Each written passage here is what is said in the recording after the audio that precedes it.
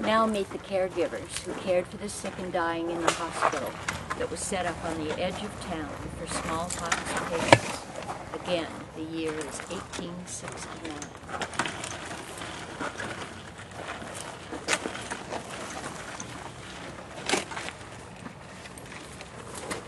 Oh, Father. Dr. Rebecca, I am so glad you're here. Please, sit down. I see you're upset. Oh, it was dreadful. Oh, I was on my way home to the convent. The town was all dark and gloomy with smoke from those pitch tar and sulfur fires burning in the streets. I was passing by a group of townspeople when suddenly a young boy bent down, picked up a rock from the street and threw it at me. Oh, then some others joined in, yelling at me to keep away, or I'd be hurt. Oh, Father, I can hardly bear this rebuke from people I'm trying so hard to help. Oh, sister, there is no civility in Jacksonville. Everyone has lost family, friends. They'll wonder if they're going to be the next to die. We are in the grip of a terrible scourge, and there's no relief in sight. We can only pray that God will deliver us. We seem powerless to control this disease. All we can do for the sick is separate them from the rest, keep them quiet and warm in bed, and away from drafts, and maintain strict cleanliness. Well, we can paint the face with collodion, which will prevent the smallpox from pitting the skin, and we can disinfect the air by using chloride of lime by each bedside. Doctor, where did this pox come from?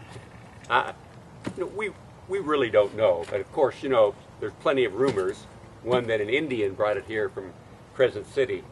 But what we do know is that it was misdiagnosed as chickenpox. And so by the time we realized that it was one of the most virulent form of smallpox, it was too late. It had spread throughout the city, and as the dead and dying began to multiply, so was the gloom and fear, as you can see. I've seen parents abandon their children at the pest house.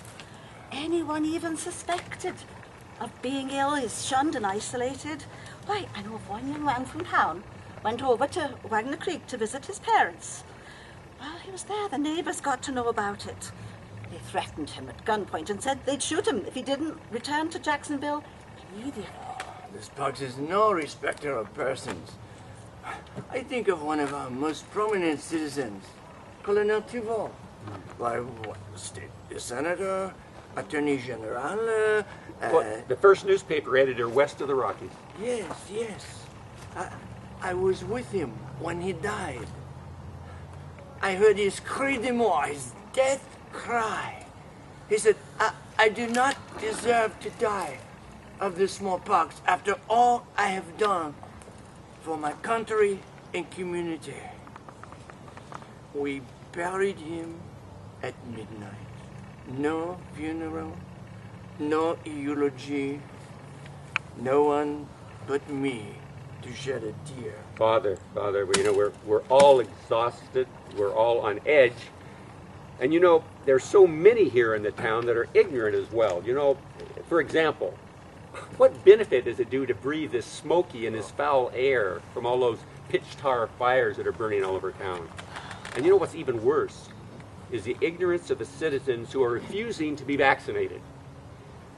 Even after the Board of Health had an ordinance saying all citizens should be vaccinated within the town limits immediately, I will wager my reputation that no one has died from smallpox who was properly vaccinated using a clean instrument and fresh virus. At the most, maybe they had a light case of the disease.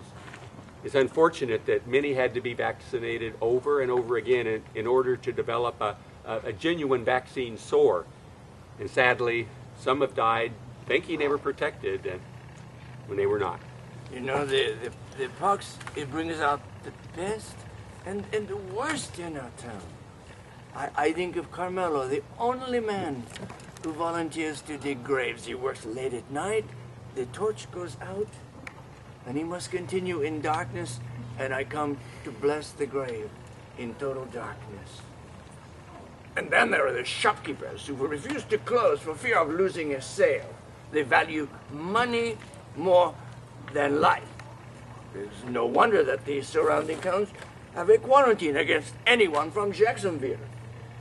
Father, when it seems almost impossible to find any good from this contagion, I have to think of the many souls we have baptized and brought closer to God, something that may not have happened in sunnier times. It gives me strength to continue, even when I am so tired and shunned, even by my fellow sisters at the convent, who are so afraid of contamination that they make me and Sister Mary Edwards sleep in a shed on the ground. Sister, Father, I need your counsel and I need your blessing to help me contain the anger and the disgust I felt today. I was summoned to the pest house to examine a young woman who was diagnosed with smallpox. Dr. Grube had also seen her and believed that she did not have smallpox but measles. Well, I examined her and it was plain that she had the measles. And yet, she was sent to the pest house by a woman claiming to be a smallpox doctor. Here we have the most regrettable and unnecessary event with this young woman exposed to deadly smallpox. And then in turn, she exposes all the people in the pest house to measles. It is so upsetting that this woman claiming to be a doctor could be so ignorant as to produce that situation. You know, it's just plain criminal. Criminal. Doctor, we are all susceptible to human frailty. Sorry, I'm so tired. Oh, dear. The three of us have seen things in these past few weeks beyond the pale of normal life. I cannot get out of my mind the face of little Maggie Love, the 3-year-old daughter of Sophia. Both had the pox, and the mother died. Several days later, I was attending her child, and Maggie was listless and her skin color was almost black when suddenly she brightened up and she said she could see her mother standing at the foot of her bed. And she had come to get her. Oh dear. She began talking to her mother. And in a few moments, she was gone. Who can say, Father, that she did not see her mother? That she did not pierce the veil that separates our earthly life from eternity and a better world? Sister, that is our hope. That is our prayer. Now we must all depart and get some rest. Doctor, may I offer a prayer for our work? Certainly, Father. Divine Physician, we ask for your strength to minister to those in great need, and we ask that you would restore our town to a vibrant health once again. Patre, Filio, e Spiritus Sancto. Amen. Amen. Amen.